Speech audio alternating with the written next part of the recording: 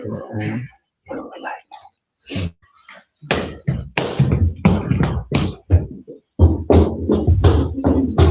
हम अपने सर खुदावंद की हजूरी में झुकाएं। Let's bow our head before the Lord. Hallelujah. Just feel the presence of the Holy Spirit. Praise Jesus. Hallelujah.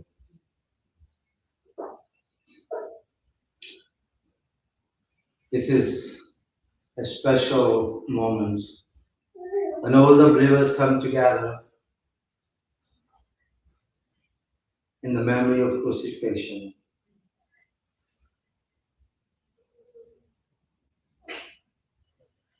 And we are here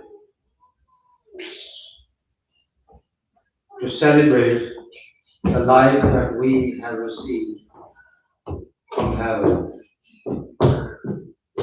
by the power of the blood.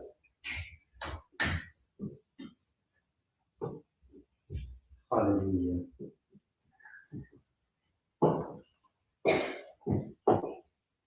Heavenly Father, we come before you with a humble heart on this Good Friday. We thank you for bringing us together. Truly, this is a gift from your hand. And we give you all the glory and honor and the praise. Lord Jesus, as we remember the cross today, we are deeply thankful for your love, for your suffering, and for your mercy, and for your forgiveness. You gave your life for us, and through your precious blood, we have hope, peace, and salvation. We do not take your sacrifice lightly. We stand in respect of your great love for us. Holy Spirit, right now we invite you into this service. Fill this place with your presence, Lord. Touch every one of us, every heart, and comfort every soul, and strengthen every believer, and draw very one of us closer to Lord Jesus Christ.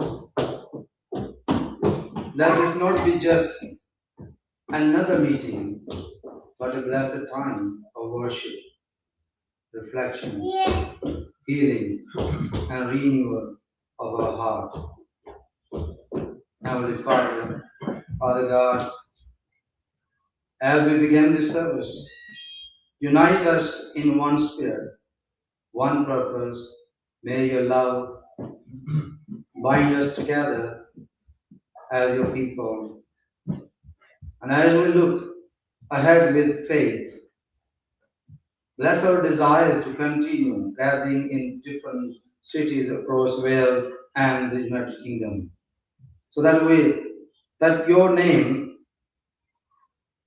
be lifted high and many may be encouraged in their faith. We commit the service into your hands.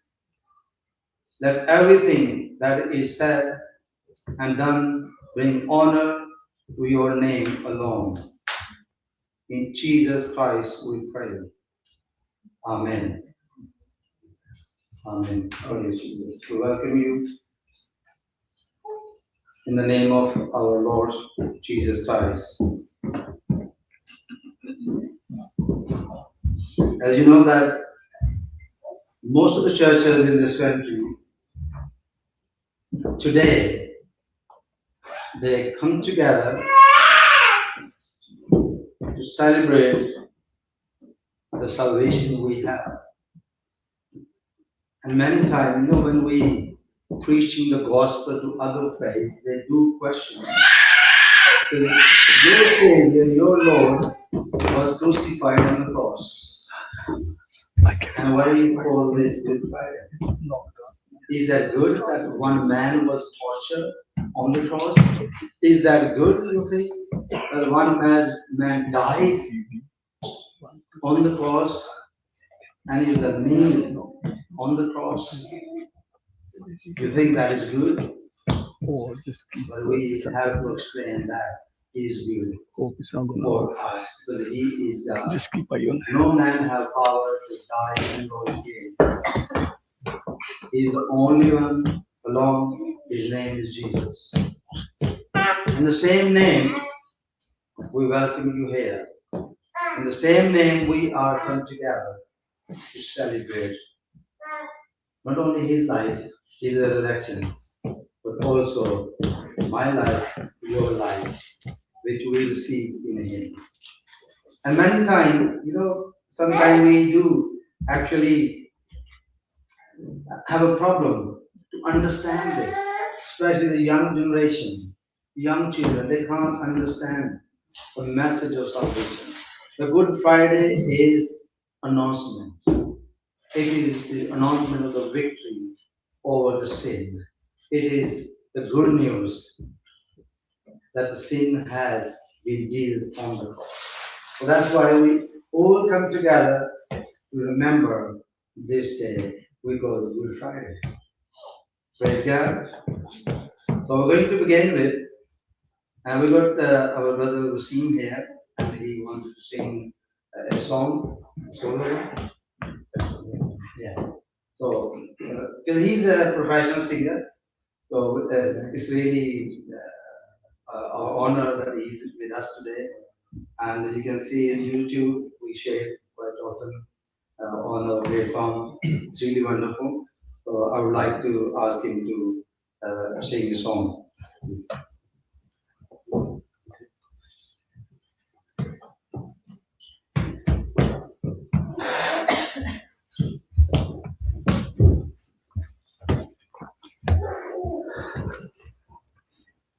होया लहू तेरे ਲਈ मेरे ਲਈ तेरे ਲਈ मेरे ਲਈ यसु मेहरबान यसु मेहरबान तेरे ਲਈ मेरे ਲਈ होया लहू लोहान तेरे ਲਈ मेरे ਲਈ ਵੇਚ ਕੇ ਆਪਣਾ ਆਪ ਮਸੀਹ ਨੇ ਸਾਡੀ ਖਾਤਰ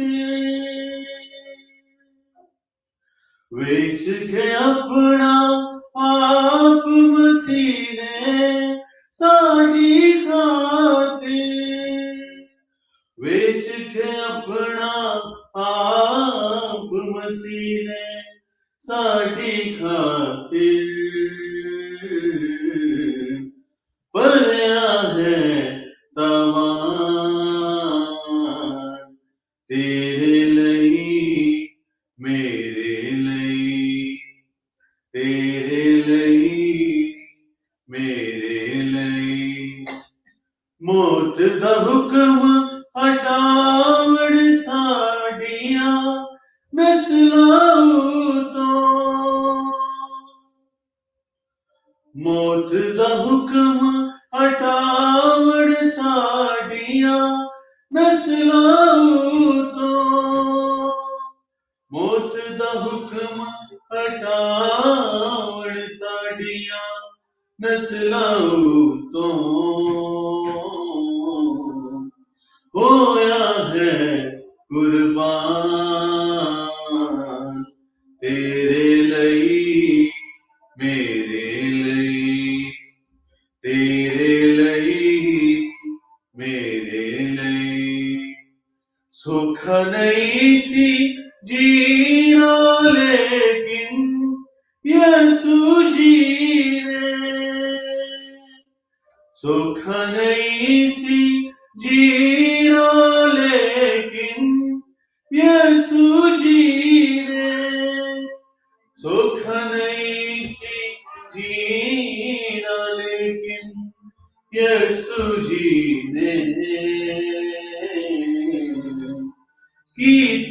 है आसान तेरे ਲਈ मेरे ਲਈ तेरे ਲਈ मेरे ਲਈ यसु मेहरबान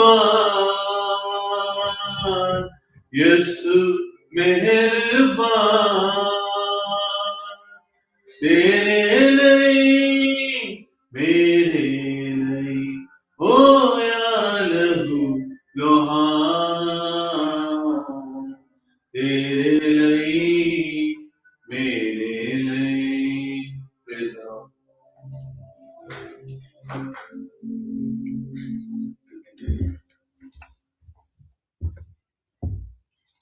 होया लहू लहान मेरे लिए तेरे लिए।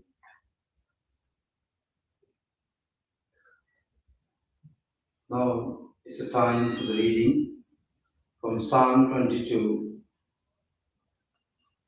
and verse 12 to 22. And Safin going to read that. Psalm 22, verse 12 to 22.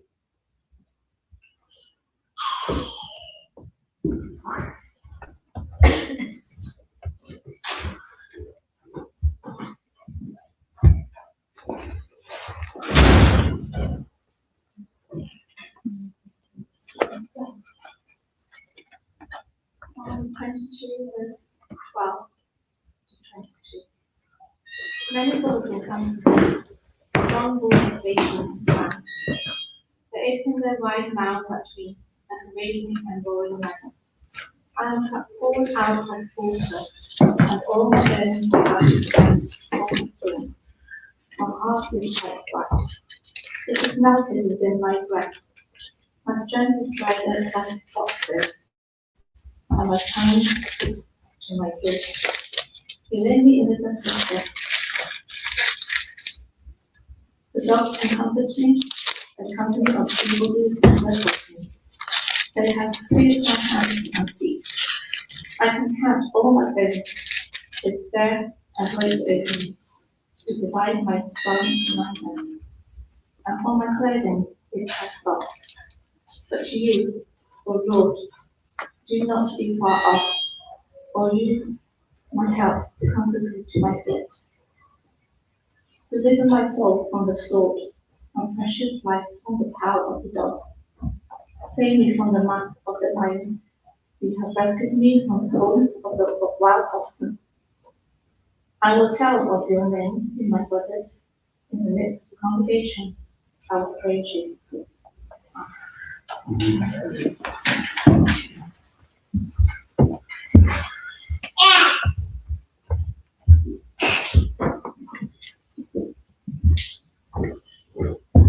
Let's turn together. We're going to say Geet number 182. देखो सली यीशु मोड़ दे चाहे जाला। अभी हम खड़े हो जाएंगे और खड़े होकर There is one more file.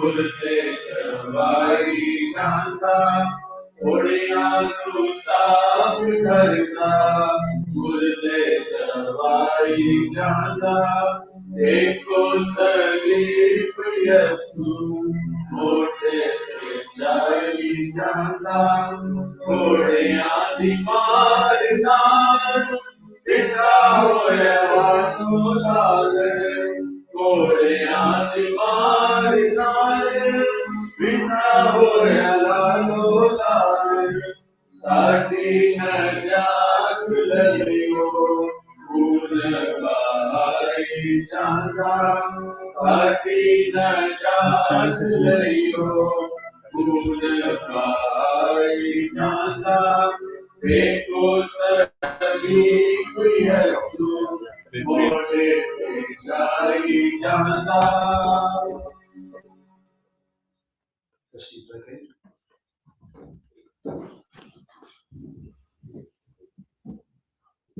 First reading है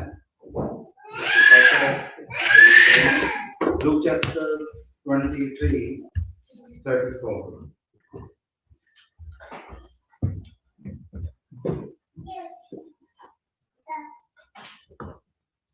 Jesus said, "Forgive them, Father, for they do not know what they are doing." And they divided up his clothes by casting lots.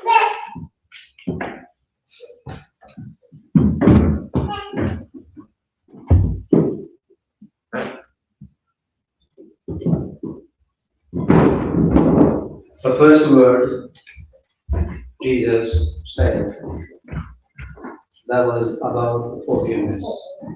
The reason he provided, because they do not know. So, I'm going to ask our Betty Mary to come forward and explain this, what Jesus said and why and how this happened.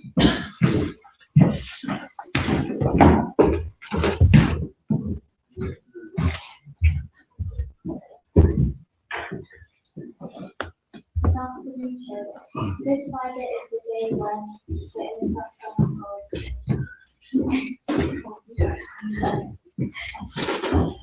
you now? Yes. Okay. Good Friday. No. Good afternoon, church. Good Friday is the day when the innocent Son of God chose to forgive those who were crucifying him, and through that forgiveness open the way for us to be forgiven too. Let's look at his words from the cross. Luke 23, 34, English Standard Version. Jesus said, Father, forgive them, for they know not what they do, and he cast lots to divide his garment. Brothers and sisters, forgiveness is at the heart of a believer's life. Jesus didn't just talk about forgiveness, he lived it, even while nails were piercing his hands and feet. Listen to what he taught us in Matthew 16:40, English Standard Version. For if you forgive others their trespasses, your heavenly Father will also forgive you. Now let's be real. Forgiveness isn't easy. As believers, we face so many moments when people hurt us deeply. Maybe it's family members who disrespected you, brothers and sisters in church who let you down, colleagues at work who undermine you, or even schoolmates who mock your faith. That's why God gives us clear instruction in Colossians 3, 12 to 13, New King James Version. Therefore, as the elect of God, we and the others put on tender mercy, kindness, humility, meekness, long-suffering, bearing with one another, and forgiving one another. If anyone has any complaints against another, even as Christ forgave you, you also must do. I like how the New King James Version says, long-suffering instead of patience. Long-suffering paints the true picture. It's suffering for a long time with people. God has been long-suffering with us, hasn't he? Holding back his righteous judgment while we kept sinning against him. So we must learn to be long-suffering too. Sometimes you get to that breaking point, you say to yourself, that's it, this person in Christ has crossed the line, I'm done, and I'll never speak to them again. And honestly, that's a natural reaction. Our flesh demands justice and wants payback. But notice what the scripture says, put on. It's not automatic. Tender mercies, kindness, humility, meekness, long-suffering, these don't just come naturally to anyone. They're not feelings that just bubble up. No, put on. It's a verb, it's an action word. You have to choose to wear them like clothes every single day. Put on tender mercy when someone's sharp words cut you. Put on kindness when you feel like being told. Put on humility when pride wants to fight back. Put on long suffering when you want to walk away. Wear forgiveness like Jesus will those wounds for you. When someone hurts you deeply, you might swallow in your heart and say, I'm not forgive so for what they did. So Jesus said, forgive them. Sometimes we think you've forgiven, but then the memory comes back with a fresh wound. The pain rises up, and suddenly you're right back there feeling the hit. Yes, it's still pain. But here's the choice. Don't let the old hurts control you today. Don't let it poison your relationship if God still puts that person in your heart. And listen carefully. You don't always need to march up to them and deny, I forgive you. Just keep that in. Sometimes that reverse the same Christ doesn't even realize it hurts you. If you confront them in the wrong spirit, it just sparks an argument and makes everything worse. Take the hurt straight to God. He sees, He knows, He feels that wound in His time. Now, because time is short, let me take you to another man in Scripture who understood this kind of forgiveness. A man facing the worst possible death, yet with a heart just like Jesus. In Acts 7:16, in the Sunday version. And falling to his knees, he cried out with a loud voice, Lord, do not hold this sin against them. And when he had said this, he fell asleep. This is Stephen, the first Christian martyr, being stoned to death, stone smashing into his body, blood pouring out, excruciating pain, and he still prays, Lord, do not hold this sin against them, just like Jesus. Verse 55 tells us he was full of the Holy Spirit, and that's the key. Even when stones are flying at you, even at your worst moment, the Holy Spirit gives you the power to forgive. Notice in verse 58, Saul stands there watching it all. The same Saul who becomes Paul, the great apostle. Stephen's forgiveness echoes through eternity. So your ability to forgive when it's hard, that's your testimony. That's Christ in you. In Colossians 1:27, ESV, it says, to them God chose to make known how great among the Gentiles of the riches of the glory of this mystery, which is Christ in you, the hope of glory. Hallelujah. Hallelujah. On this Good Friday, when Jesus hung between heaven and earth, needing forgiveness for a world that didn't deserve it, let's choose to earn forgiveness like He was in. Put it on, church. Put it on. Thank you.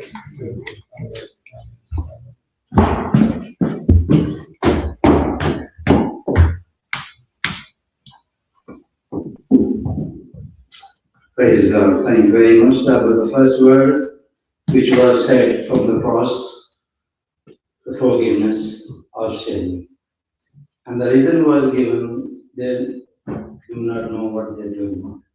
And you know that was a part of Christ's his own ministry when he was preaching in the synagogues. So that's really wonderful. Thank you very much, Mary. And now we're going to sing a song, 184, Sade Gunaha Karde, Yesu Nasar Hoya.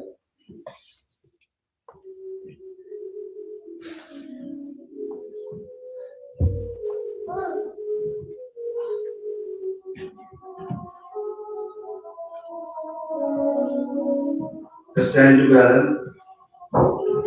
Song number 184, Sade Gunaha Karde, Yesu Nasar Hoya. Thank you, Vasil.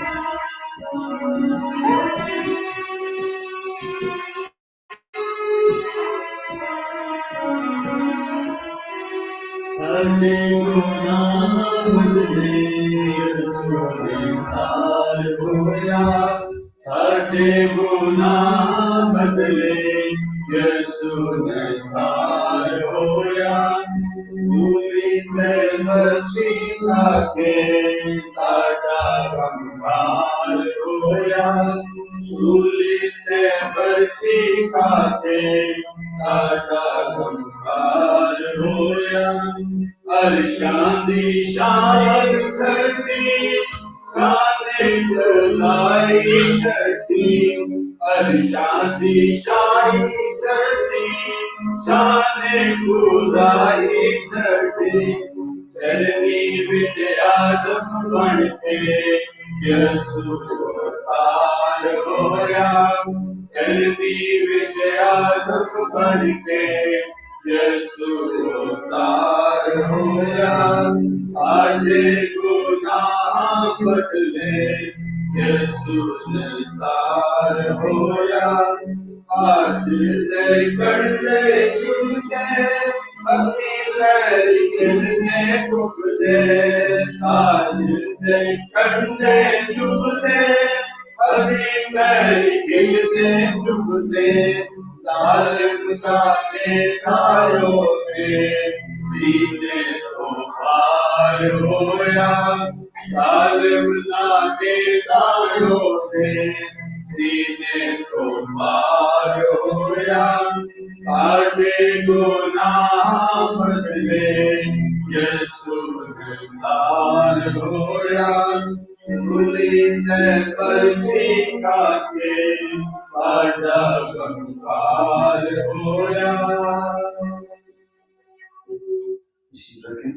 Thank you. The second word which was spoken from the cross was taken from the verse of Luke chapter 23, verse 43.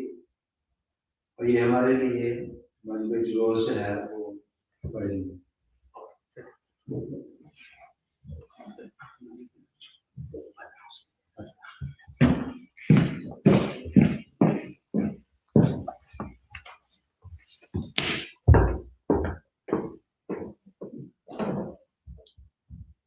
And Jesus said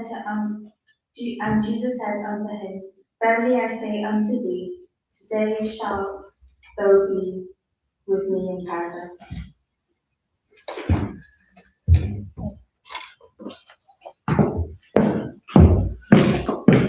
I would like to ask Brother Wasim to come and speak about this word.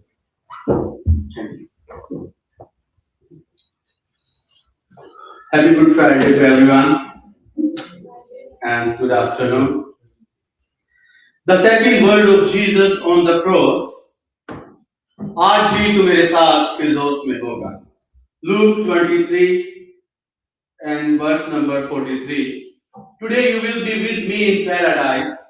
मेरे अजीजों, आज हम एक ऐसे कलाम पर ध्यान देने जा रहे हैं जो एक सिर्फ जुमला नहीं, it is power. It is grace, it is salvation in one sentence. जब यीशु मसीह क्रॉस पर थे, खून बह रहा था, जिस्म टूट रहा था, फिर भी यीशु के अल्फाज में जिंदगी थी, उम्मीद थी और निजात थी. Jesus said, "Today you will be with me in paradise." My dear brother and sister, Jesus said, God meet you where you are. करंथियों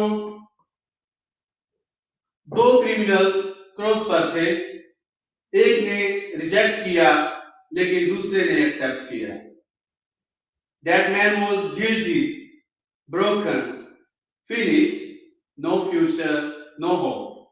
लेकिन जब उसने कहा, Lord, remember me, then everything changed.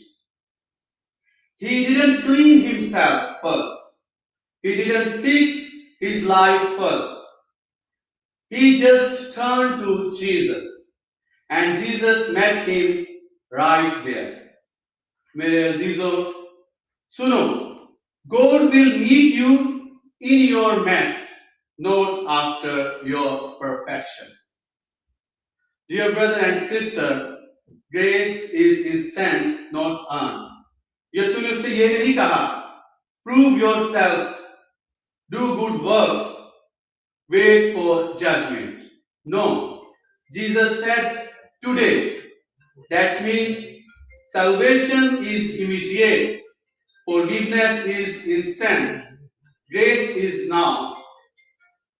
You don't earn salvation, you receive it. It is my grace. It is by grace. मेरे अजीजों, one moment of faith can change eternity. बस एक लम्हा, एक सच्चा डिसीजन और उस शख्स की इटर्निटी बदल गई. From criminal to citizens of heaven, from condemned to forgiven, from dying to eternal life. One movement with Jesus changes everything. आज भी अगर कोई दिल से कहे, Jesus, I believe you, that movement become a turning point forever. Dear church, with me the greatest promise. यीशु ने सिर्फ ये नहीं कहा कि तुम पैराडाइज जाओगे. यीशु ने कहा, You will be with me. मेरे बहन और भाइयों, heaven is not just a place. Heaven is where Jesus is. No pain, no more tears, but most importantly, the presence of Christ forever. There is still hope for you. हो सकता है आप सोच रहे हो, मेरी जिंदगी तो बहुत मैसी है, मैंने बहुत गलतियां की हैं, लेकिन खुदा मुझे एक्सेप्ट करेगा. क्या खुदा मुझे एक्सेप्ट करेगा? मेरे अजीजों, मैं आज डिक्लेयर करता हूं, yes yes yes, God will accept you. अगर क्रॉस पर लटका हुआ क्रिमिनल एक्सेप्ट हो सकता है, तो आप और मैं भी एक्सेप्ट हो सकते हैं.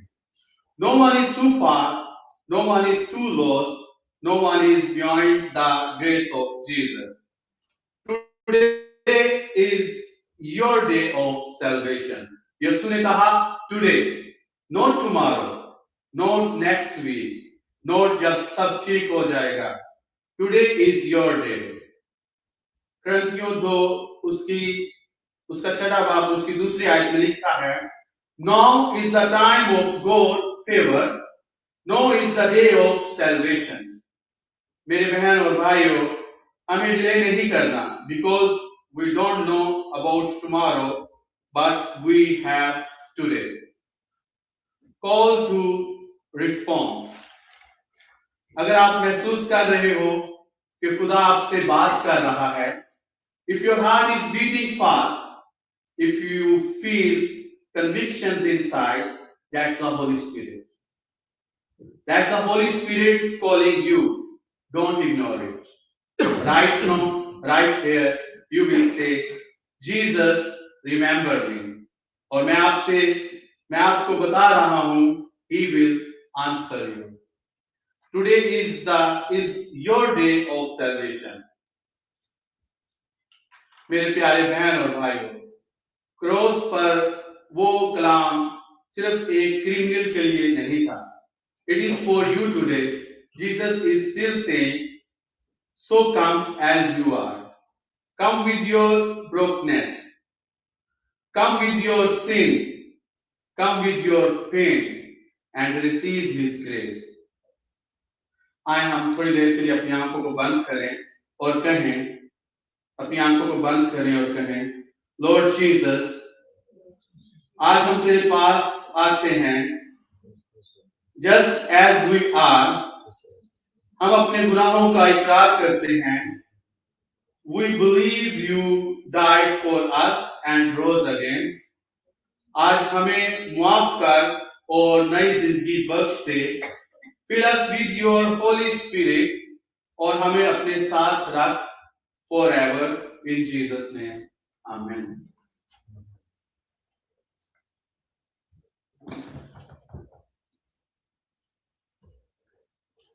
Praise Jesus.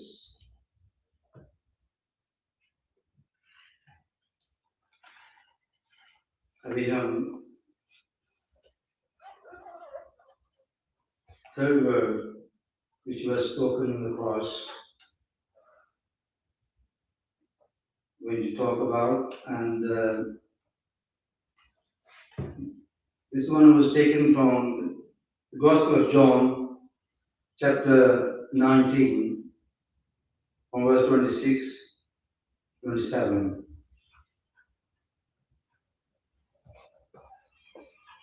ये हमारे लिए हमारे बेटे दाऊद जो है वो पढ़ेंगे।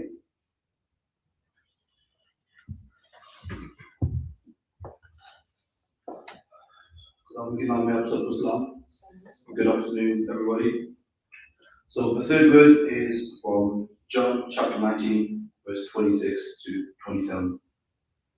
When Jesus saw his mother there and the disciple whom he loved standing nearby, he said to her, "Woman, here is your son," and to the disciple, "Here is your mother."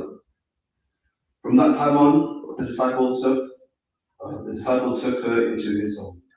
This is the word of God.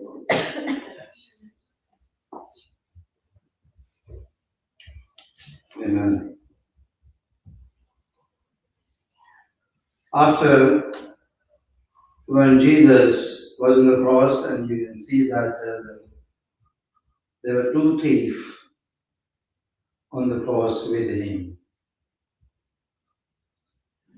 As you just heard, the second word from by Rashim, that Jesus spoke to the one of the thief, and he promised him, "Surely you will be with me in paradise."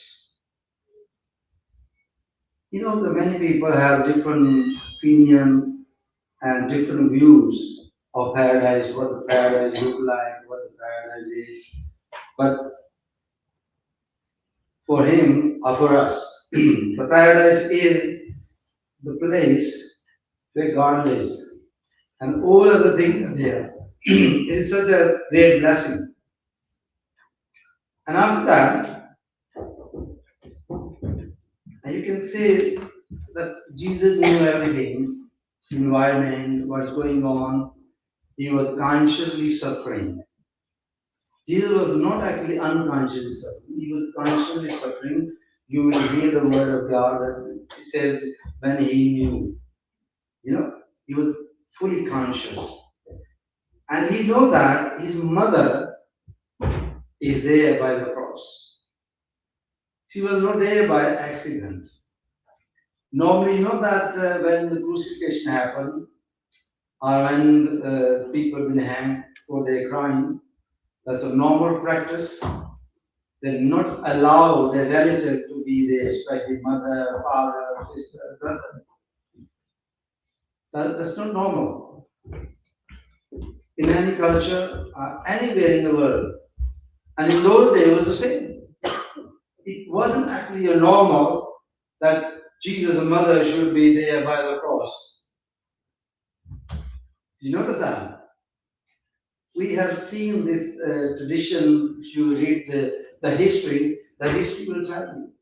Even today, if you go to Saudi Arabia or Middle East country, they have death penalty.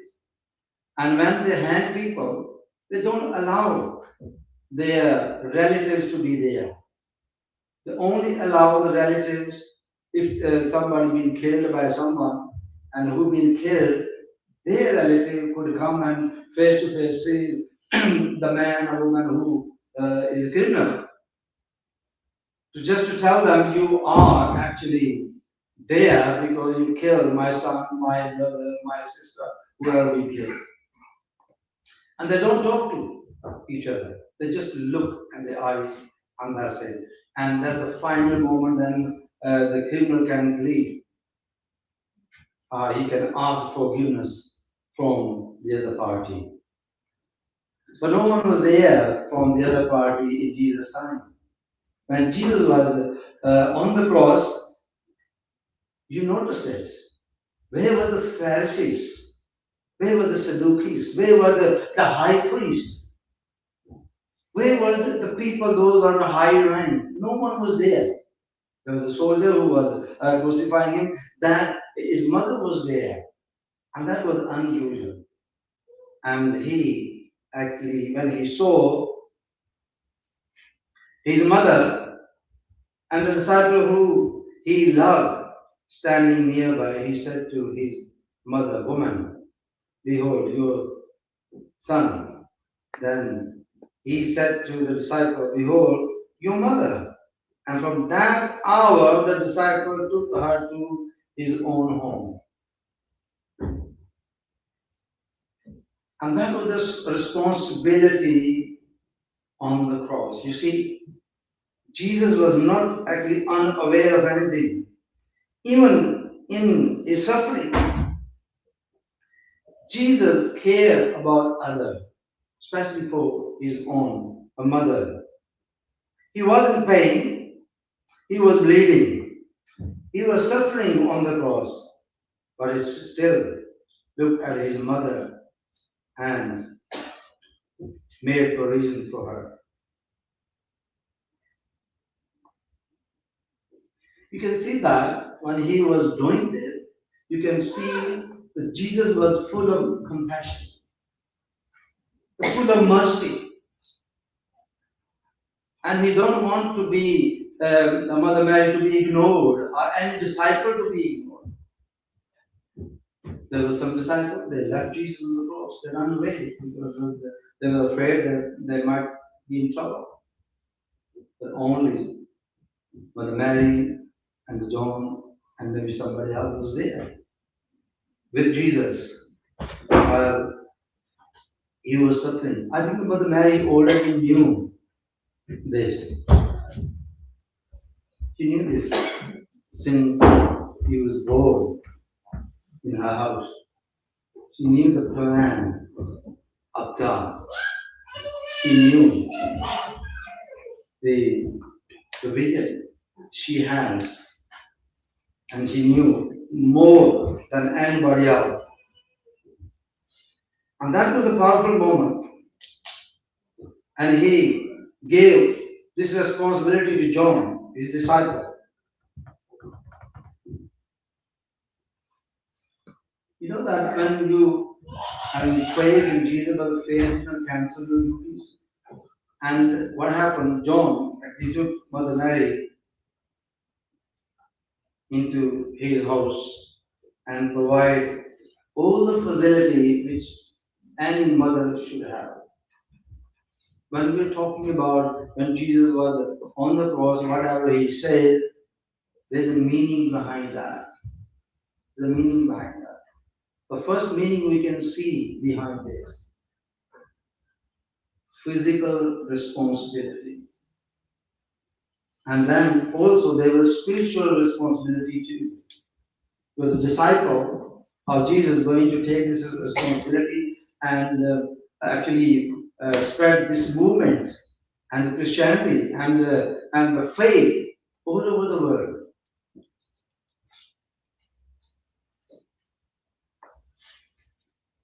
And Jesus gave an example here. And what was the example? Not to ignore your own family. It doesn't matter whatever you are suffering with are from. It doesn't matter what you are facing in your life. It's your family, your responsibility. Just take the example of Jesus.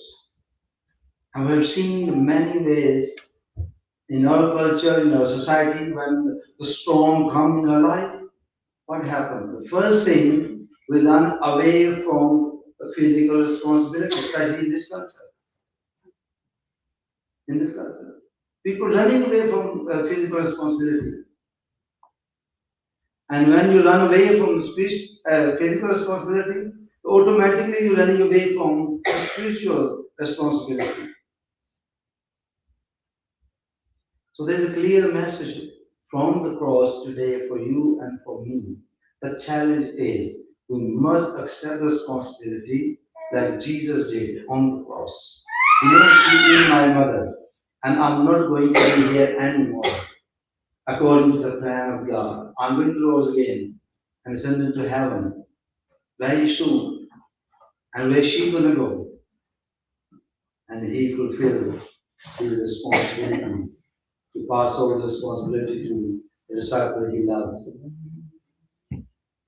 And And the challenge is today. Are we going to do the same? Are we going to take this example, which was said on the cross, and apply in our life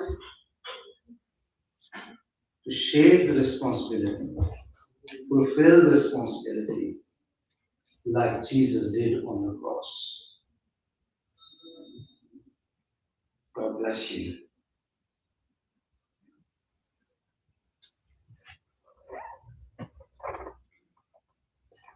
Now is the time to move forward.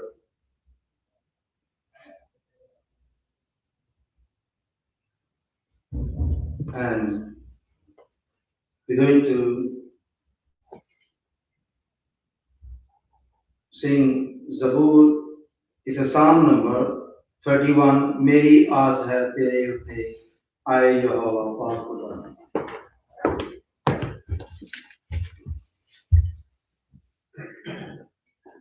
31 Zabur hai ye. We're going to sing together.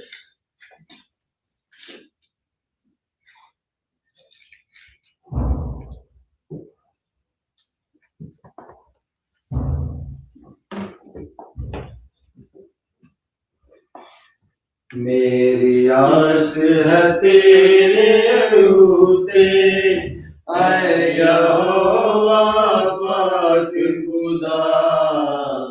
मेरी आस है तेरे उते, मेरी आस है तेरे उते, आए यहोवा पाक खुदा। मेरी आस है तेरे होते, ऐ यहोवा पाक खुदा। कभी ना हो मरते शर्मिंदा, कभी ना हो मरते शर्मिंदा। बस आई लाल चढ़ा, मेरी आस है तेरे उते, मेरे बल तू कर कने अपना, मैनू छेती ते अरमान।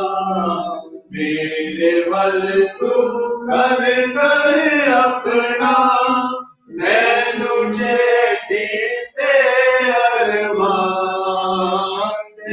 बनाओ केला मेरा, बनाओ केला मेरा, मेरी हो मजबूत जना।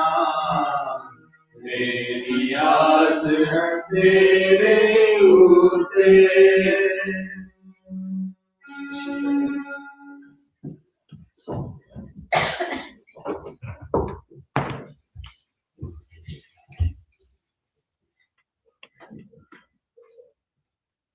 Hallelujah. It's time to hear the voice of the Lord from the cross. The fourth word, Matthew chapter 27, verse 46. I would like to ask Adi to come forward and read the gospel.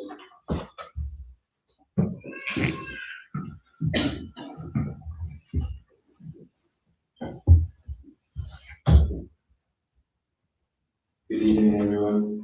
I'm reading from Matthew 27, verse 46.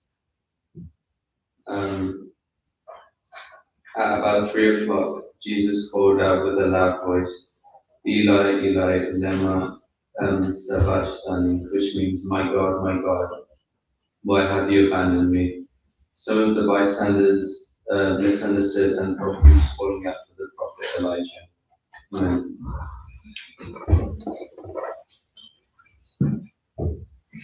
Now I would like to ask the rector to come forward and say the word forward.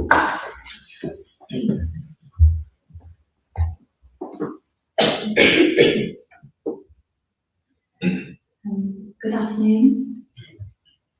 come to the fourth word from the cross, the most agonizing cry ever spoken. Jesus, who has never known separation from the Father, now bears the full weight of our sin. Let's hear his heartbreaking words. It's written in Matthew chapter 27, verse 46. About the ninth hour, Jesus cried out with a loud voice, saying, Eli, Eli, lema sabachthani. This translates to, my God, why have you forsaken me? This is the darkest moment on the cross. The Son of God, who had perfect fellowship with the Father from eternity, cries out in abandonment, because at that moment, he was carrying your sin and my sin. The Bible tells us in 2 Corinthians chapter 5, verse 21, for our sake he made him to be sin, who knew no sin, so that in him we might become the righteousness of God. Jesus didn't feel forsaken, he was forsaken. The Father turned away because sin cannot dwell in his holy presence. Your rebellion, your selfishness, every lie, every lust, every moment we chose ourselves over God. Jesus took that sin upon himself.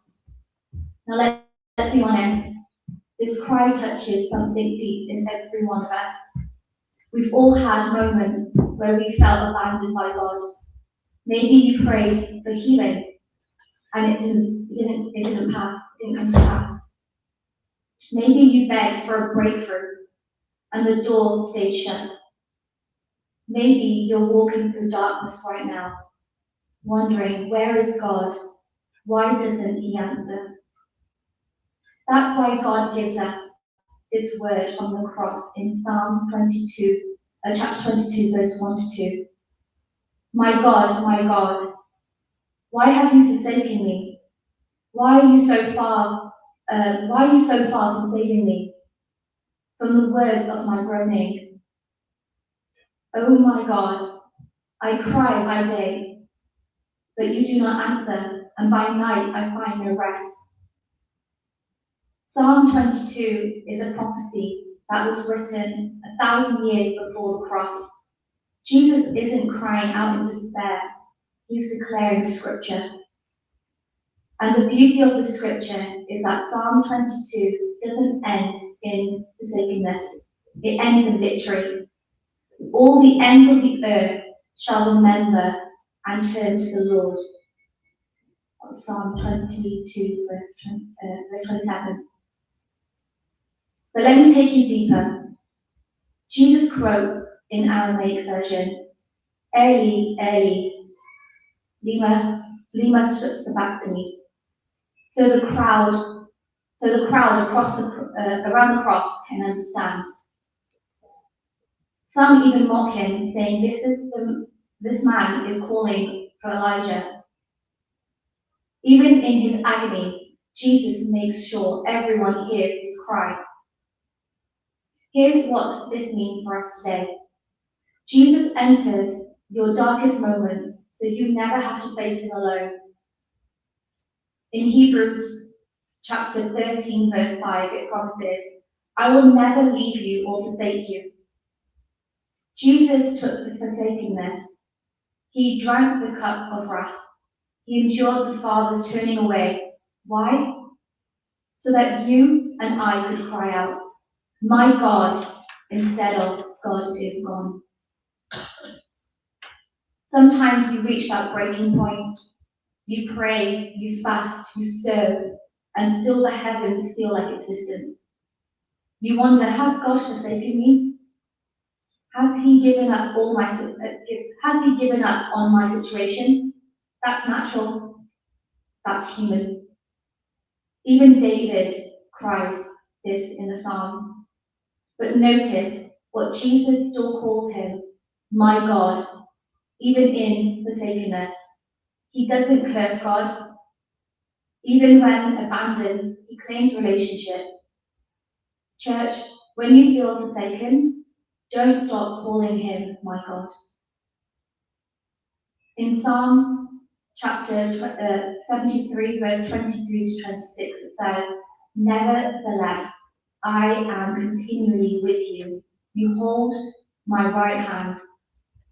My flesh and my heart may fail, but God is my strength of my heart and my portion forever." When darkness feels thickest, choose to hold on.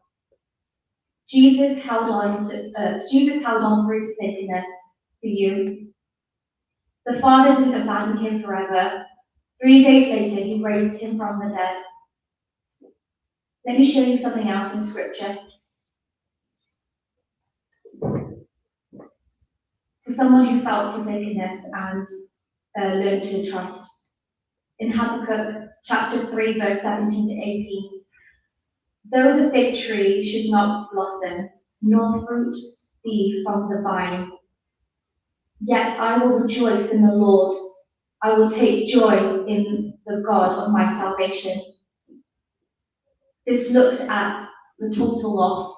There was no crops, no livestock, no hope, and said, "Yet I will still rejoice." He knew that God was forsaken on the cross, would never forsake him. The ability to say, "My God," when everything screams, "God is gone," that's your testimony. That's Christ in you. On this Good Friday, when Jesus hung under the Father's wrath, crying for forsakenness, so you could have fellowship, hold on. He was forsaken, so you will never have to be. Call on him, my God, today. He hears, he sees, and Sunday is coming.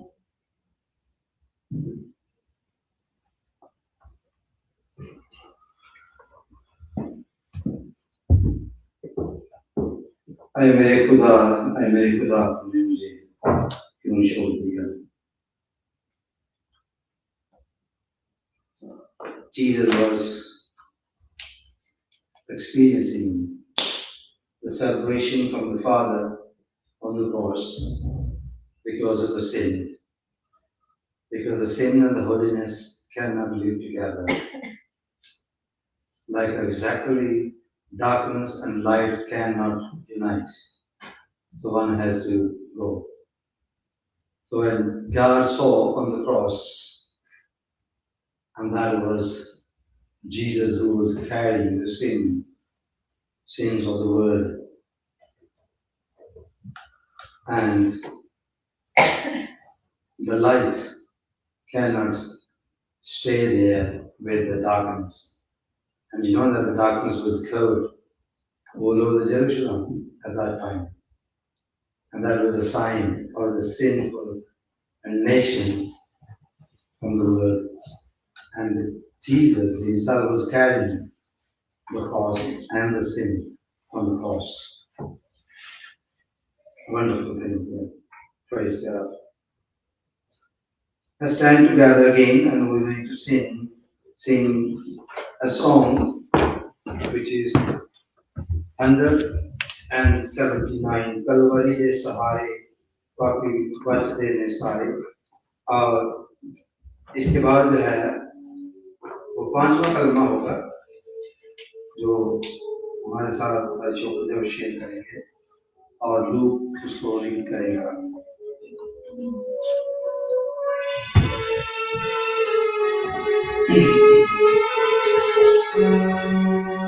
Kalvari के सहारे पापी बच देने सारे, कलवरी के सहारे पापी बच देने सारे, उसे सूली नु झड़ना दुख डाला है झड़ना, उसे सूली नु झड़ना दुख डाला है झड़ना.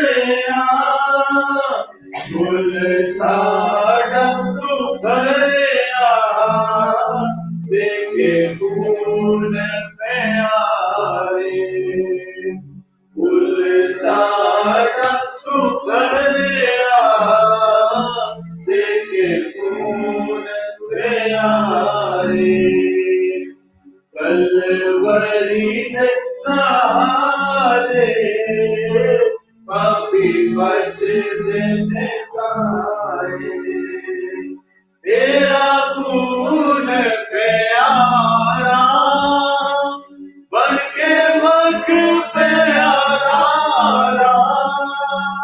तेरा खून प्यारा बन के वक्त प्यारा होया सारा कफारा जाके पाप हमारे होया सारा कफारा जाके पाप हमारे कलवरी ने सारे पापी बच गए सारे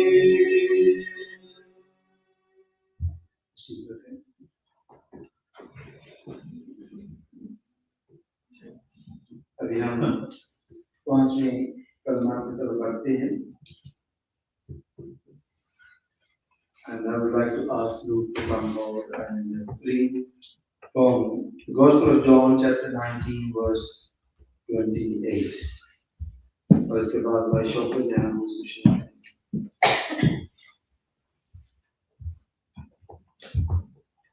John 19:28. After this, Jesus, knowing that all was now finished, said to fulfill the scripture, I thirst.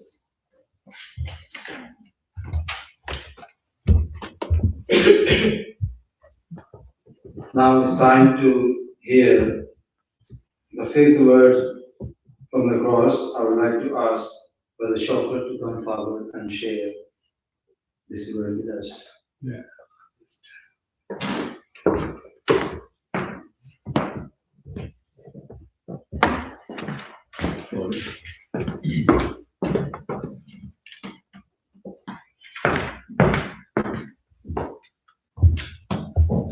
Good afternoon and happy Good Friday to everyone.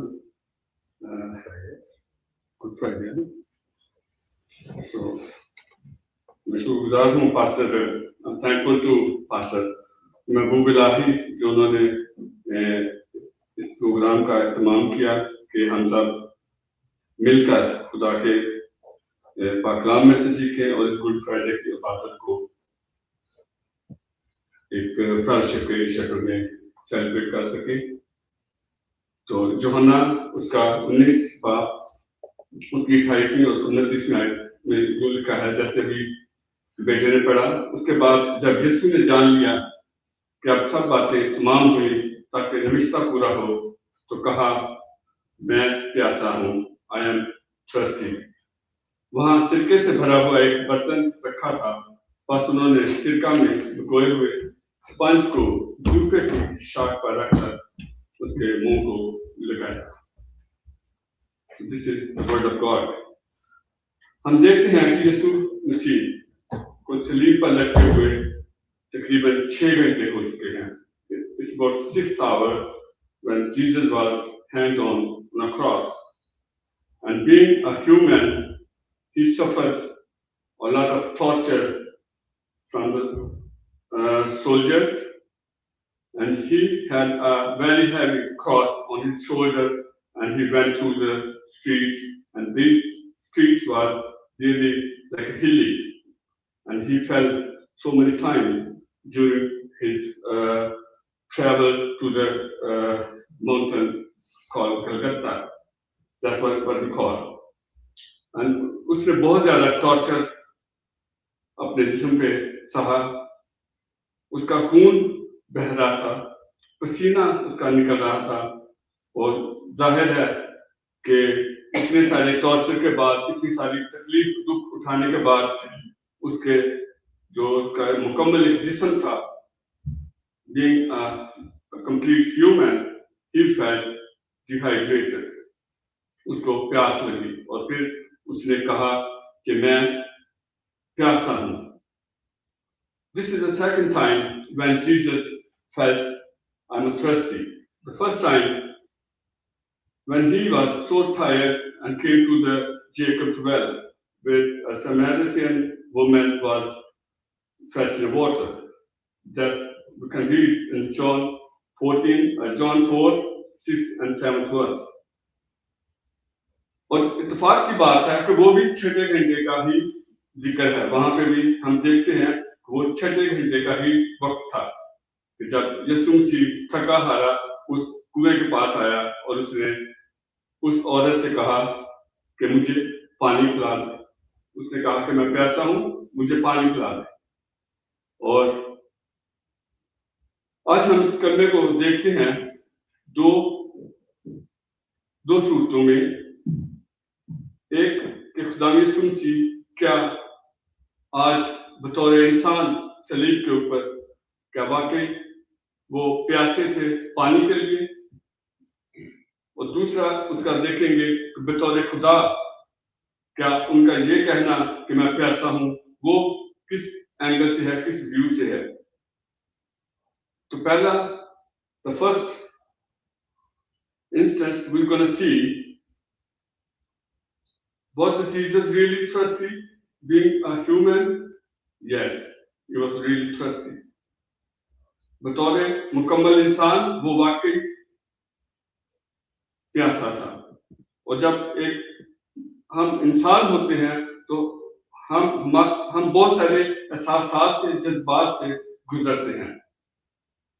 हमें भूख लगती है, हमें प्यास लगती है, और हम देखते हैं कि जब खुदा यीशु मसीह एक दरख्त के अंजीर के दरख्त के पास गए क्योंकि उनको भूख लगी, और वो उस दरख्त के पास फल ढूंढने के लिए गए. ये साबित करता है कि खुदा यीशु मसीह एक मुकम्मल इंसान थे और उनका एक मुकम्मल जिस्म था जिसको जिसको खाने की जरूरत थी, जिसको पीने की जरूरत थी, जिसको शायद कपड़ों की जरूरत थी. इस तरह की तमाम चीजों की एक जिस्म के होने के लिहाज से जरूरत थी. फिर हम देखते हैं कैसे उनको प्यास लगी. वो इंसानी जिस्म में थे, उनको प्यास लगी और वो कुएं पे उन्होंने उस सामरी औरत से कहा कि मुझे पानी पिला. उससे पानी मांगा उन्होंने. और हम देखते हैं कि जब हम इंसान हैं तो हमें गुस्सा भी आता है. खुदा यीशु मसीह को भी गुस्सा आया. हम देखते हैं मत्ती उसके 21वें बाब में उसकी 13वीं और यूहन्ना 2:16 में लिखा है कि यीशु मसीह को गुस्सा आया और उन्होंने हैकल में उन लोगों को बाहर निकाला जो उसको उसमें खरीदो फरोख्त कर रहे थे. यानी एक इंसानी जिस्म में मुकम्मल इंसान होते हुए उनको एक इंसानी जिस्म होते हुए उनको गुस्सा भी आया. और हम ये देखते हैं कि उन्होंने उनके तख्ते जो है ना वो उल्ट दिए. फिर हम इंसान होते हुए तरस दिखाते हैं एक दूसरे के ऊपर. We compassionate to the other people as Jesus, and he fed about 5,000 one time and 3,000 people another time, because उसने तरस खाया उस भीड़ के ऊपर. हम जैसे इंसान होते हुए तरस खाते हैं और दूसरे लोगों की हेल्प करते हैं, या कोई हमारे ऊपर तरस खाता है और हेल्प करता है. इसी तरह उसको तरस आया उस बेवा के बेटे के लिए जो मर गया था, और खुदा यीशु मसीह ने उस बेवा के बेटे को जिंदा किया. और फिर हम देखते हैं हम भी जैसे गमज़दा होते हैं, हम भी जैसे रोते हैं. खुदा यीशु मसीह भी अपने अजीज दोस्त के लिए रोया. Jesus wept for his dear friend Lazarus when he died. And this is the smallest verse in the Bible. Jesus wept. The whole Bible, this is the smallest verse we experience. जब लाजर मर गया तो खुदा यीशु मसीह रोए क्योंकि वो एक मुकम्मल जिस्म की हालत को रिप्रेजेंट कर रहे थे. फिर इस तरह के बहुत सारे सबूत हैं जो हम देखते हैं बाइबल मुकद्दस में कि खुदा यीशु मसीह एक मुकम्मल इंसान थे, वो एक मुकम्मल इंसान थे और साथ में वो बेगुनाह थे, उन्होंने कोई गुनाह नहीं किया था। The second part, we're going to see Jesus Christ as a God, as a मुकम्मल खुदा हम उसको देखते हैं, और उसने अपने इस मुकम्मल खुदा होने के एहसासात को हम अपनी ज़मीनी जिंदगी में जाहिर किया। उसने दिखाया कि वो कैसे खुदा जैसी कुदरत को अपने तजर्बे से और अपने कामों से जाहिर किया उसने। हम देखते हैं कि उन्होंने बेवा के बेटे को जिंदा किया, जहां वो लाजरस की मौत के ऊपर रो रहा है, गमज़दा हो रहा है, वहां एज ए खुदा, एज ए गॉड उसने उसको जिंदा किया। और हम देखते हैं कि उसने बहुत सारे मौजज़ात किए, अंधों को आंखें दी, उसने गूंगों को जुबान दी, बहरों को कान दिए, उसने कोड़ियों को साफ किया, उनको पाक किया। और इसमें सबसे ज्यादा बड़ी बात यह थी कि उसने खुदा के इस काम को गुनाह माफ करने के साथ में किया।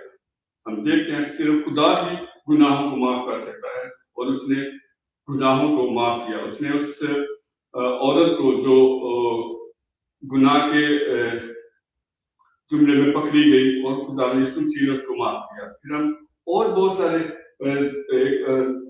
पैरालाइज बंदे को उन्होंने छत के जरिए नीचे उतारा, और खुदा ने यीशु मसीह ने ना सिर्फ उसको शफा दी बल्कि उसको ये कहा कि तेरे गुनाह माफ हुए। ये बहुत सारे काम हैं जो उन्होंने as a being a God he done all of this. और हम ये देखते हैं कि एज ए खुदा उन्होंने सामरी औरत से कहा कि अगर तू मुझसे पानी मांगती तो मैं तुझे जिंदगी का पानी देता, क्योंकि खुदा वो खुदा है जो चश्मों से चट्टानों से चश्मे जारी करने की कुदरत रखता है। तो ये कुदरत उन्होंने सामरी औरत को भी बताई कि अगर तू मुझसे मांगती तो मैं तुझे जिंदगी का पानी देता। आज हमें ये जानने की जरूरत है कि क्या यीशु मसीह सलीब पर प्यासा है? क्या उसने पानी ही मांगा था पीने के लिए? तो बतौर इंसान, हाँ, खुदा यीशु मसीह ने बतौर इंसान सलीब के ऊपर पानी ही मांगा था और वो प्यासा था। लेकिन बतौर खुदा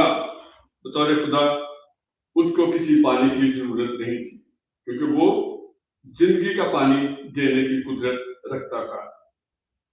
उसको मेरी और आपकी रूहों की जरूरत है। उसने हमारे लिए जिस अवधि जिंदगी का ये इंतजाम किया है, उसको इस बात की जरूरत है कि हम इस इंतजाम को जाने समझे कि उसने हमारे लिए अपनी जान का नजराना दिया, बलिदान दिया, ताकि मैं और आप हमेशा की जिंदगी हासिल कर सके, उसके ऊपर ईमान ला सके और उस जिंदगी के पानी को हासिल कर सके जिसकी ऑफर उसने सामरी औरत को भी की। उसने कहा कि तू मुझसे मांगती तो मैं तुझे जिंदगी का पानी देता। जिंदगी का पानी सिर्फ और सिर्फ मेरा यीशु मसीह है, और आज उसकी ये ऑफर मेरे लिए और आपके लिए भी है। और एक बात मैं आपको और बताऊं, खुदा यीशु मसीह ने वो ऑफर हमें पानी की दी। जब हम देखते हैं, उसने कहा कि तू मुझसे मांगती तो मैं तुझे जिंदगी का पानी देता। हम देखते हैं कि कुआं जो है वो प्यासे के पास नहीं जाता, हमें मांगने की जरूरत है। प्यासा जो है वो कुएं के पास जाता है। जब वो इंसान था तो वो उस कुएं के पास गया क्योंकि उसको प्यास लगी थी। वो यकूब का कुआं था, वो उसको प्यास लगी, वो उस कुएं के पास गया जब वो इंसान था। लेकिन जब वो खुदा है तो वो हम जहां कहीं भी उससे मांगेंगे वो हमें जिंदगी का पानी देने के लिए तैयार है। आज हमें अपनी जिंदगियों से ये सीखने की जरूरत है कि क्या हमें उस हमेशा की जिंदगी के पानी की जरूरत है। अगर है तो हमें उसको पुकारने की जरूरत है, उससे मांगने की जरूरत है, क्योंकि बाइबल मुकद्दस में लिखा है कि मांगो तो दिया जाएगा, ढूंढो तो पाओगे। तो ये कभी हो नहीं सकता कि अगर हम प्यासे हैं और हमेशा की जिंदगी के प्यासे हैं, तो अगर हम मांगेंगे तो वो हमें क्यों ना देगा। इसलिए हमें अपनी जिंदगियों पे गौर करने की जरूरत है कि हमें किस चीज की जरूरत है। हमें हमेशा की जिंदगी की जरूरत है, हमें उस प्यास को बचाने के लिए खुदा यीशु के साथ राब्ता करने की जरूरत है, यकीनन जरूरत है, अगर हम चाहते हैं कि हम हमेशा की जिंदगी में दाखिल हों। चंद लाइनें मैंने कुछ दिनों पहले शेयर की फेसबुक के ऊपर। खुदा कभी कभी ऐसे अल्फाज देता है जिनको जोड़ने की मैं कोशिश करता हूँ, और उनको मैंने जोड़ा, और मैं चाहता हूँ कि मैं आपके साथ भी उनको शेयर करूँ। ये खुदा की मोहब्बत है जो पहले कलमे से जाहिर होती है कि अब आप उनको माफ कर, क्योंकि ये जानते नहीं कि क्या करते हैं। तो उसी लिहाज से ये मैंने चंद अल्फाज जोड़े हैं। लिखा है कि मोहब्बत में एक नई दिशा दिखाई उसने, कि अपनी ही तख्लीक से हजीमत उठाई उसने। मोहब्बत में एक नई दिशा दिखाई उसने, कि अपनी ही तख्लीक से हजीमत उठाई उसने। दी है अब्दी जिंदगी बहा के अपना ही लहू, दी है अब्दी जिंदगी बहा के अपना ही लहू, फिर सलीब से माफी की सदा लगाई है उसने। खुदावंद को आज के इस गुड फ्राइडे के वसीला से बरकत दे और हमेशा की जिंदगी अता करे। आमीन।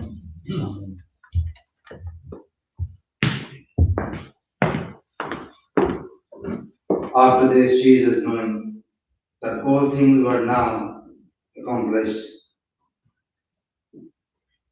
that the scripture might be fulfilled, said, I thirst. That was the fifth word which was spoken from the cross. Wonderful example being shared. And surprisingly, I was just thinking while I was sitting there, in heaven, there was one of the men have desired. You know the story of the poor man and the rich man who died, and the one was in the bosom of Abraham, and the other was in hell. And he was thirsty there, which means the water is needed over there as well. So thirst and hunger is a part of our everyday life. So Jesus, he knew everything is fulfilled. As I said in the beginning, he was fully suffering consciously. He don't lose his control, and he knew everything what is happening. And now when he said, I am thirst, and he knew that it is written in Psalm 69:21 about him. And one thing more needs to be fulfilled. And he said, I am thirsty. That's right. So we're going to move forward now. It's a time to go for the sixth word, which is John chapter 19 and verse 30. And we have with us Pastor Matthew. He's going to preach, but before he preaches, I would like to ask Steph to come and read the Gospel of John chapter 19, verse 30.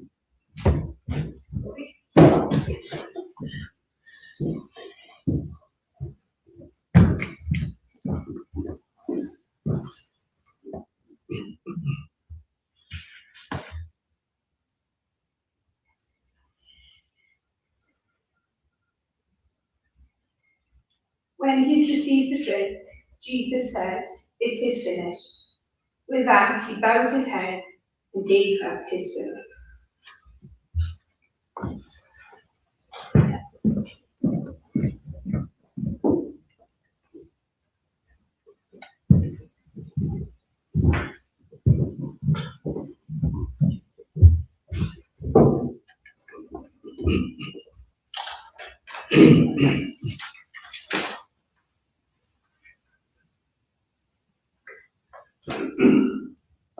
Well, greetings in Jesus' name to you all, and so good, and it is a privilege to be here with you all today, because we are celebrating Good Friday, when the Lord Jesus Christ died for us on that cross.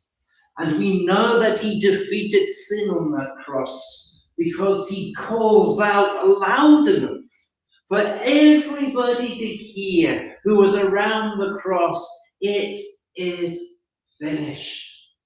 And when Jesus spoke out, "It is finished," in the original Greek, "it is finished" is just one word. And that one word, "it is finished," it was used in different locations in Greek culture. For the merchants, it was used as a receipt. When a debt was paid in full, the merchant would write "it is finished" across the document. It meant the debt is cancelled, nothing more is owed. Jesus on the cross, he pays for our sin in full.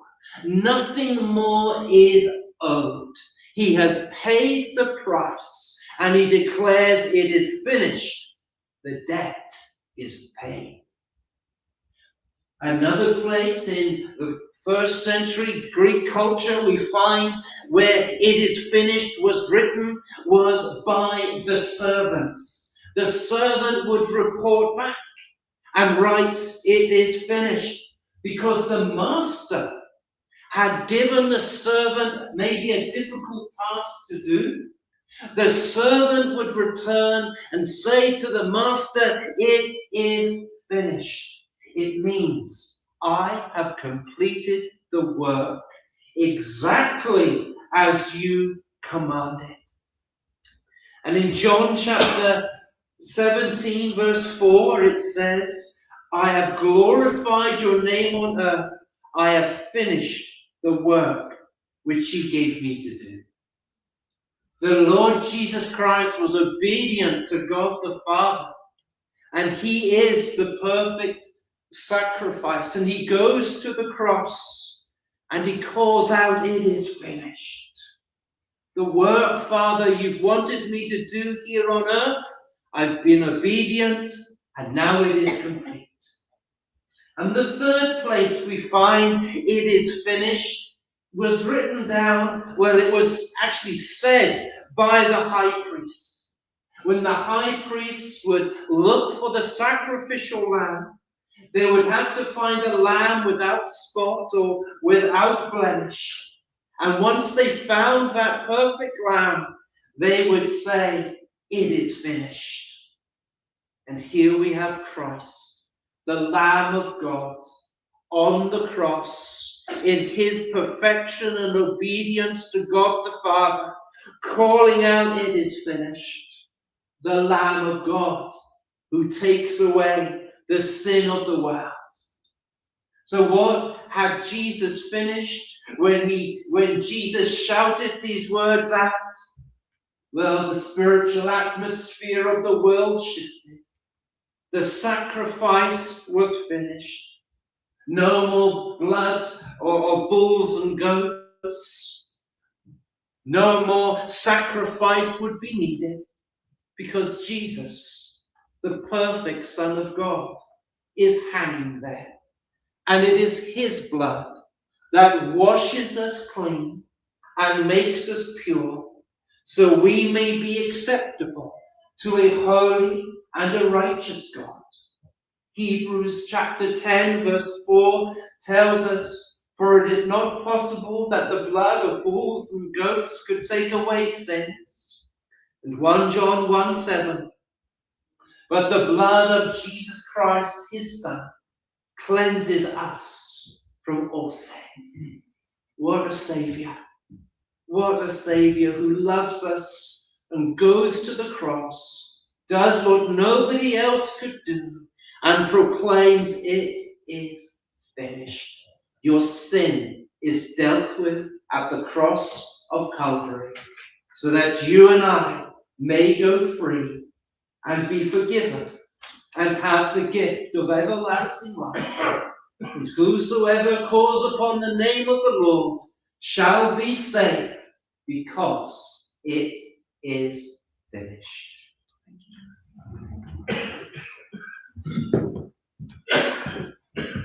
It is finished. We are very close to the end of the service. It's a time for meditation. Let's bow our head before the Lord just for a moment and think about Jesus on the cross. He's hanging on the cross with thirst, and he's there and suffering for the sins of the world. Just look at the cross while we close our eyes and just see the cross just for a moment.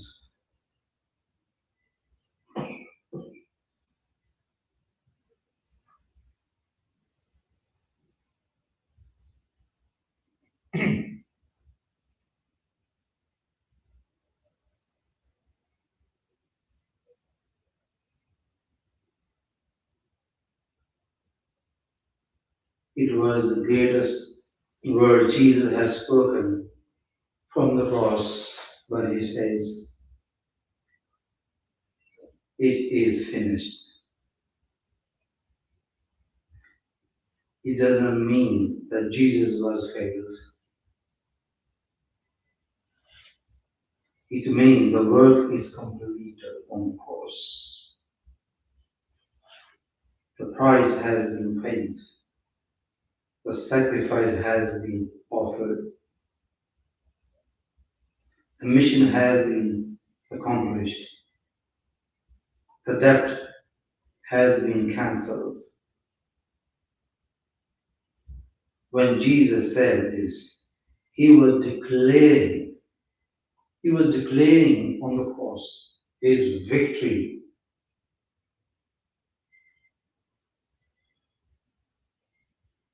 Cross was not defeated.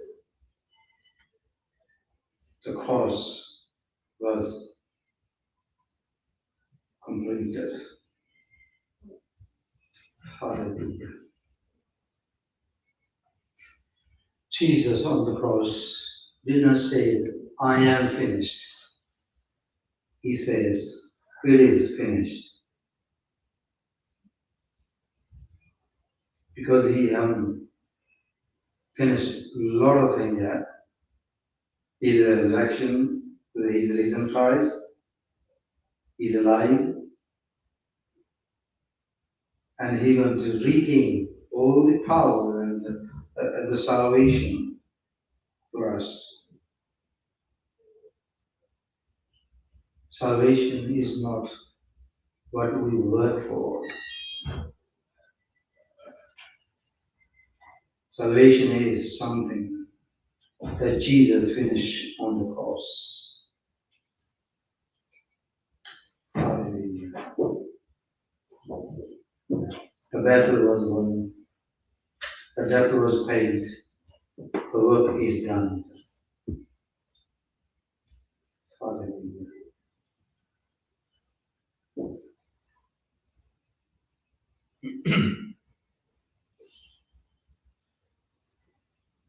Now we're going to move forward to the word sermon which was spoken from the cross. Pastor David is not here. I will speak about the last word that Jesus said from the cross.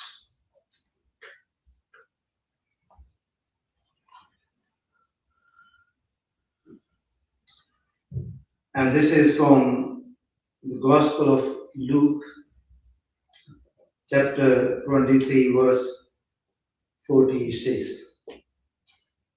I think our sister Mona going to read this. She here? Okay. Now we're going to read instead of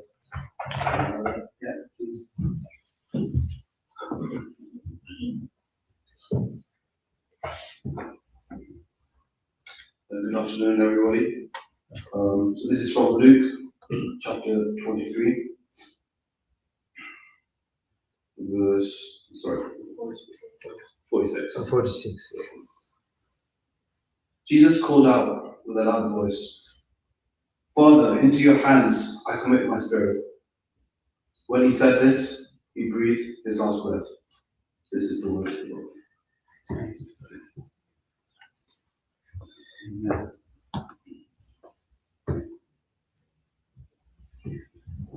That was the final word Jesus said from the cross. Father, into your hand I commit my spirit.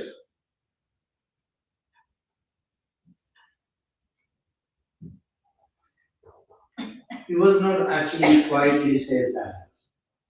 You notice that if you read the gospel, then Jesus calling out with a loud voice, with a shout.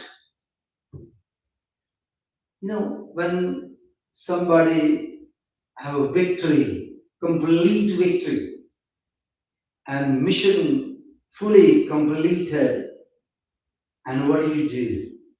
You know, sometimes you come home and you were doing something and it was done beautifully. And what do you do when you come home? And soon you enter from the door and you maybe see your family say, "Yes, it's done."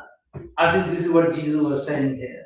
Yes, it is done on the cross. You got what this means? Because when you translate from other language into English or Urdu, another language, so sometimes the word did not give you full meaning of that. This is what this means when Jesus shouts on the cross, "Yes, it is finished." See?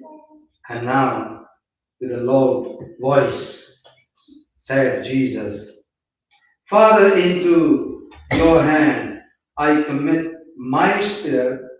And having said this, that's his last. Then his spirit was separated from the body. Praise God. This is really beautiful word and final word of trust. Even in death, he is trusting the Father completely. And you know, when Jesus was crucified, what was the crime? What was the crime? Saying he was God. Sorry? Saying he was God. Yes. No crime. And that was something else as well. More than that. What was the blasphemy against God? He called himself Son of God. Yes. And call him Father. That was main problem for the Jews. When Jesus made himself his son and call God his Father, that was the main problem. And we have the same problem in the world today. Some our brother and sister don't believe that. They say it's a shirk. You know? This is what the main problem was. And from the cross, his crime was he is calling his God Father.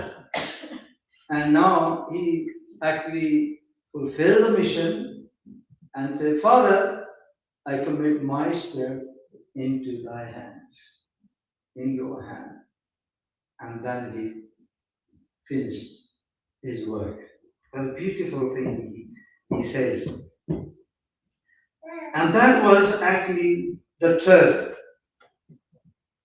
Praise God.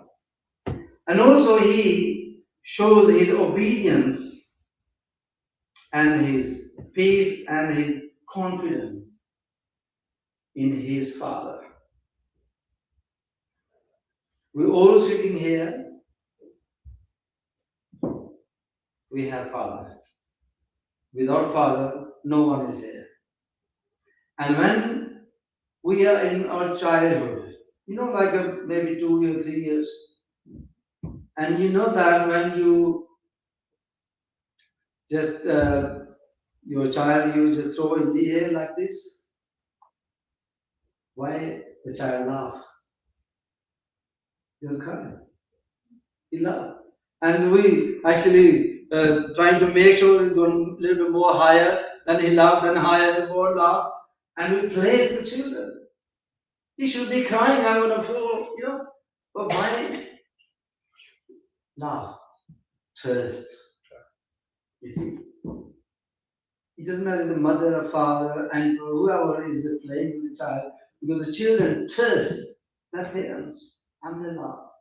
They feel safe in Father's hand. So this is what Jesus actually put his whole trust in the Father. And he knows that I am completely, fully safe in my Father's hand.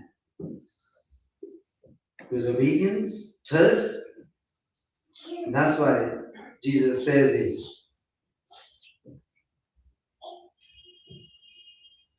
And he surrendered on the cross to the Father. He was obedient son. In the same way, me and you and all the believers need to trust the Father like Jesus did. What he did, he gave his spirit, he committed his spirit into Father's hand. And we need to take the same message for our lives, for ourselves. We need to complete this mission, to surrender ourselves, to give ourselves into God's hands. And many times we're trying to sort out our problems, sort out our life. And many times we fail. But when you give in God's hand, you're more protected. Hallelujah. So that's the message of the cross. Like Jesus surrendered. Like Jesus trust the Father. We have to trust the Father. We need to look on the cross. Jesus was obedient on the cross. We have to be obedient to the Father, like Jesus was obedient to the Father. We need to continue living our life. Hallelujah. These 7 words we just heard on the cross. It is a forgiving love, saving grace, caring, compassion, suffering, obedience, real humanity, and finish, redemption, perfect trust in the Lord. That was all about.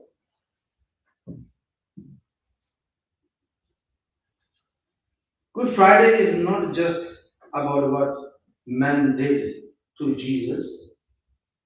It's not all about what other people was doing with Jesus. It is about what Jesus did for us. That's why we call this Friday Good Friday.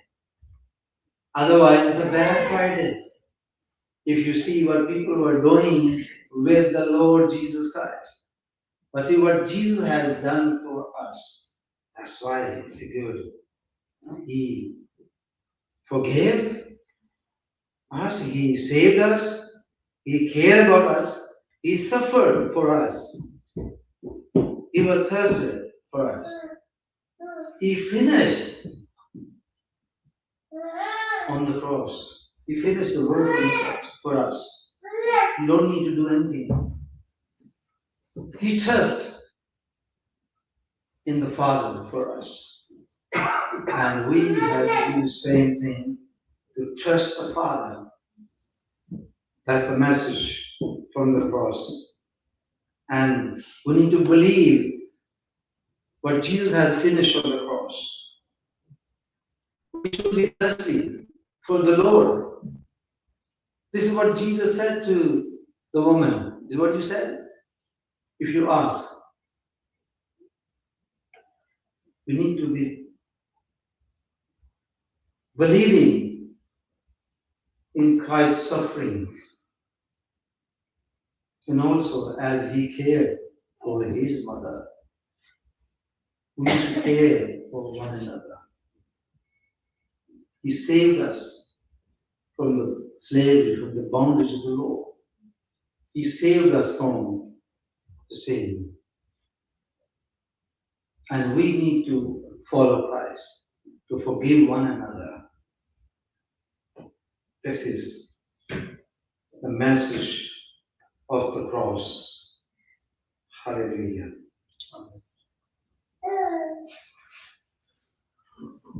And we are here to celebrate the death of Jesus, what Jesus has done on the cross. Praise Jesus. Let's bow our head before the Lord, and we're going to do the final prayer. And also we thank God and Tasha and our sister Mona who prepared the food for us as well. So after that, we're going to have fellowship in the hall. Let's pray. Heavenly Father, we thank you from the bottom of our hearts for this blessed Good Friday. Thank you for your presence with us from the beginning to the end. Thank you for the privilege of gathering together in person after such a long time. Truly you have been good to us, Lord, and your mercy is with us forever. Father, we remember your suffering on the cross and your sacrifice and your great love that you have shown to us on the cross.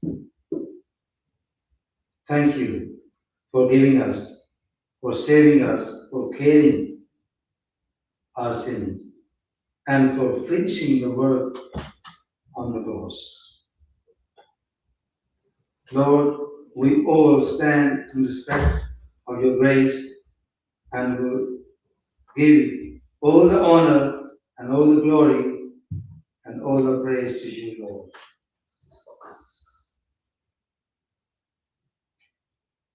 Now, we ask the Holy Spirit to come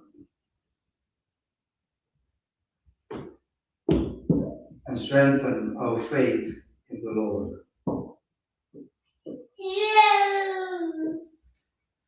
Holy Spirit, help us not only to hear your word, but to practice in our daily life. Teach us, Lord, to forgive others, to love others, to serve others, to walk in the spirit of Jesus.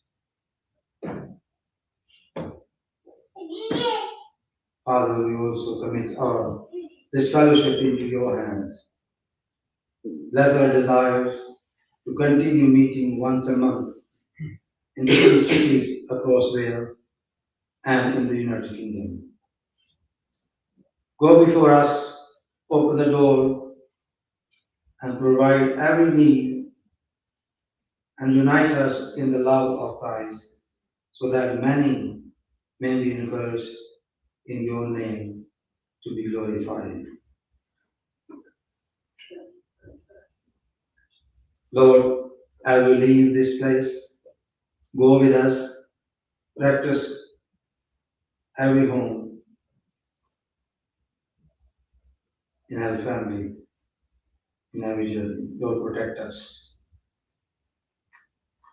Let your peace rest upon us, and may the message of the cross stay alive in our body, mind, and soul until we meet again. We give you thanks. We give you praise. And we commit ourselves into your loving hands. In Jesus' mighty name, Lord, we ask. Amen.